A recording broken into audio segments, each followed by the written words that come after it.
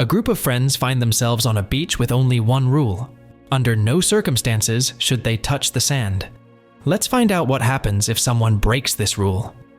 The friends throw a lively beach party. They're having fun and enjoying the good times. The girls dance in swimsuits, enjoying their drinks, while the guys come up with various games. Two friends, Vance and Gilbert, find a large, sticky-feeling ball and drag it closer to the party area.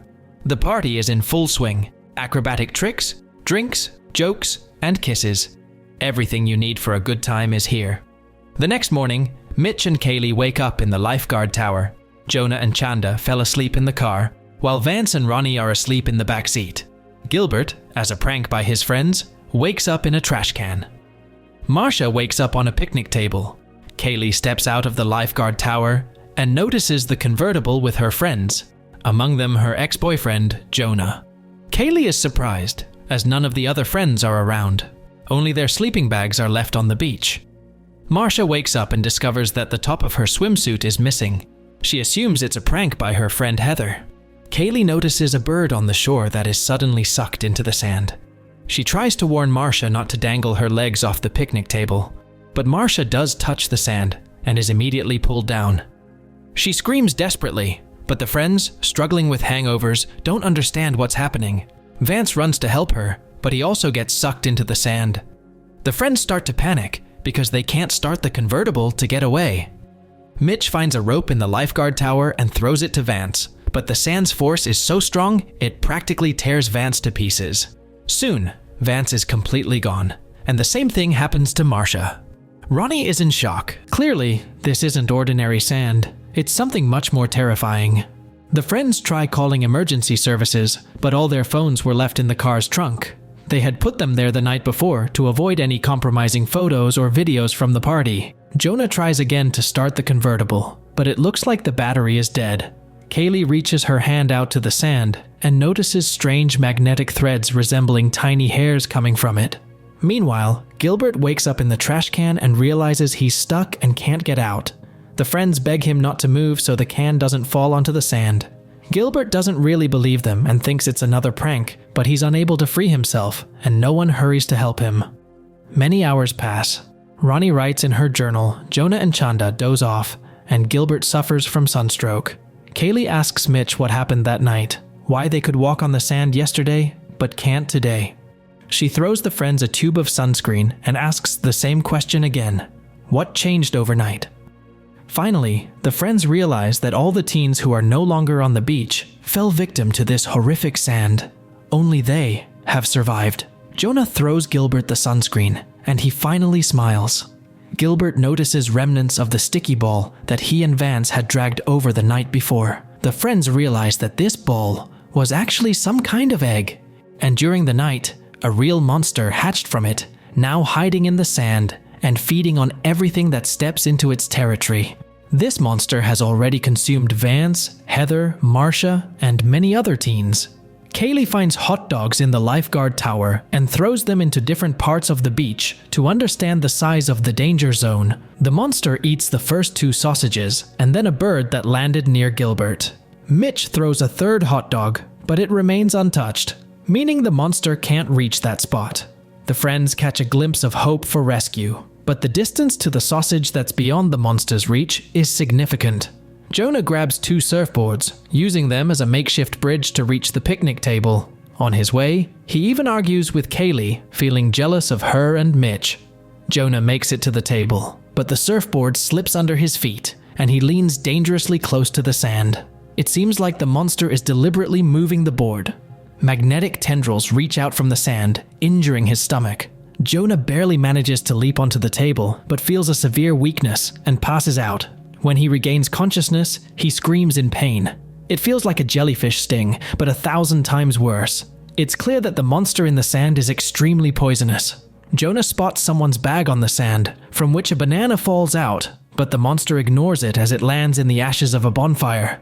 Jonah jumps into the center of this ash spot, and nothing happens to him, meaning the creature fears fire. Jonah feels relieved, but his stomach wound looks terrible. The cuts are starting to fester. Kaylee instructs Jonah to return to the table and check the bag. Inside, he finds a can of soda for Ronnie and Chanda, a water bottle for Gilbert, and a can of Pepsi for Kaylee and Mitch. Jonah's condition worsens. Despite the unbearable pain, he climbs onto the picnic table and lies down. The friends notice that the surfboards are starting to sink into the sand. Jonah can't return to the car now. Besides, even the car isn't entirely safe. The sand monster is gradually eating the rubber tires. Gilbert suggests getting their cell phones from the trunk. Ronnie tries to open the trunk from inside the car, but it doesn't work. So, holding tightly onto Chanda, she tries to pull the trunk release lever. After several attempts, it becomes clear that it won't work. Kaylee finds a rescue hook on the tower and throws it to Ronnie. She grabs the hook while Chanda holds her hand.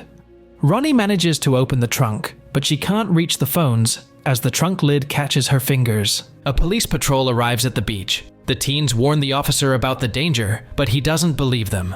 The officer steps out of his car. At first, nothing happens to him. He mocks them, especially Gilbert, who is still stuck in the trash can. The friends realize that the officer's thick-soled boots protect him.